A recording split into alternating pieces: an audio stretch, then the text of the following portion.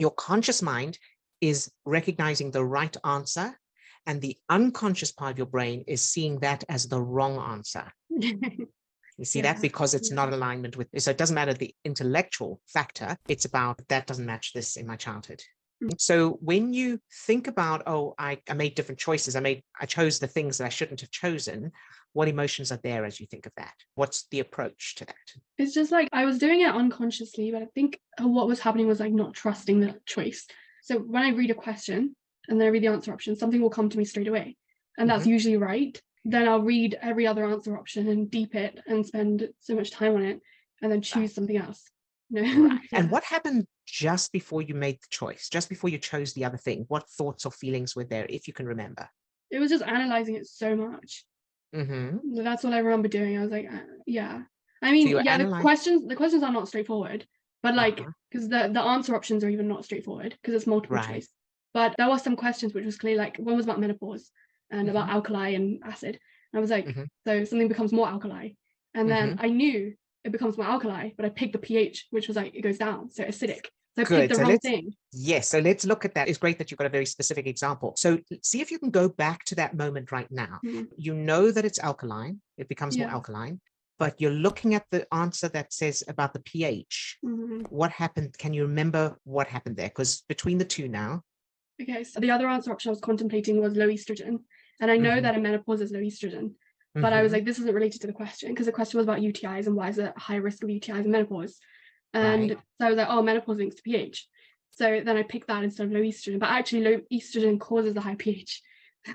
So which do you think is the correct answer? The correct answer is the low estrogen one, which I didn't pick. Estrogen. Yeah. Okay. And so going back now, if you were able to step into that room with that version of you, what would you say to you at that very point where you're about to make that choice? Yeah, so I rehearsed this in my head. I was like, next time you know that answer is right. You know what's in the stem is right, so pick that, even if it's not related. So the other options are wrong, because that's how that questions work. 4 answers are wrong and 1 is right.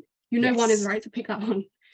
Very good. And so tell me this, if you, let's say you're in that room, you're about to select pH, the pH option, and somebody says to you, but what about the estrogen one? What would you answer in that moment? What would that version of you answer? It's unrelated to the question. Estrogen is unrelated to the question. But it is.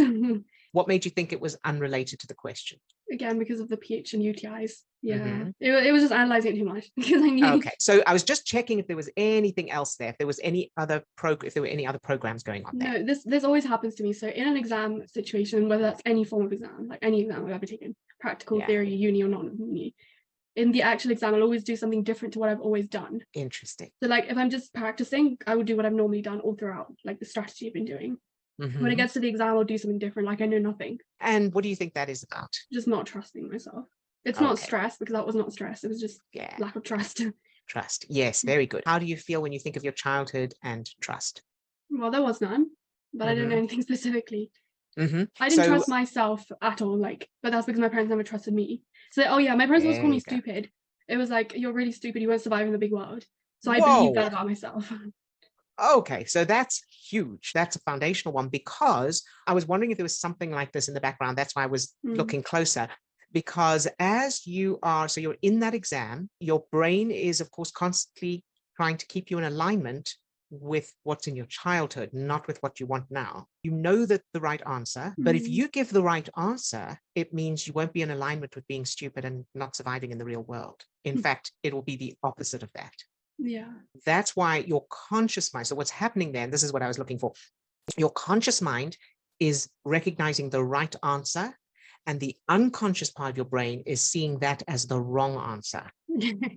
You see that because it's not alignment with, so it doesn't matter the intellectual factor, it's about that doesn't match this in my childhood.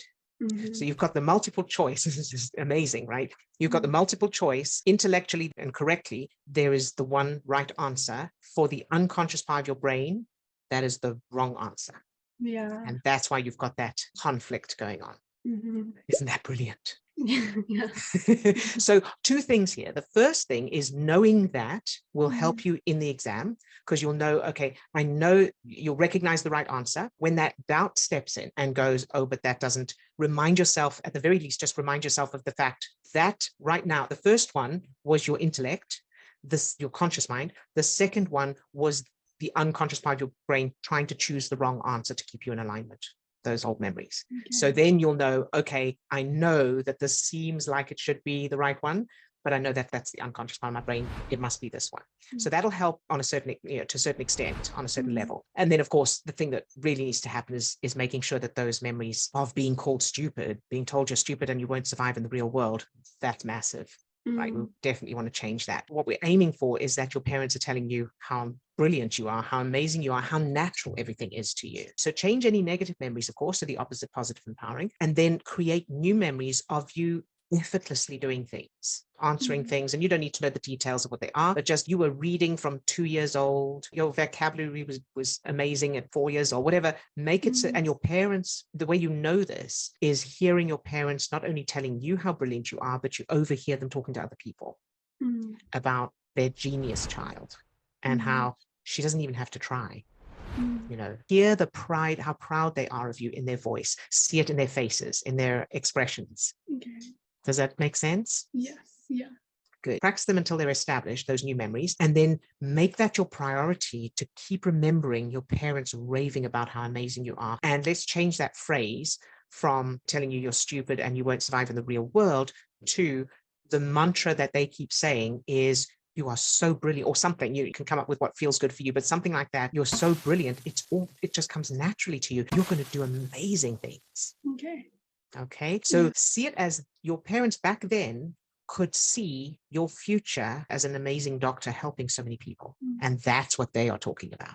How would that feel? That's good. Yeah. Yeah. So then keep repeating that. And then whenever you think of the exam, play those new memories. So the combination of that, having the new memory so that eventually the unconscious part of your brain is on board with the correct answers, because now it's trying to keep you in alignment with the new memories. And at the same time, being aware of that in the exam.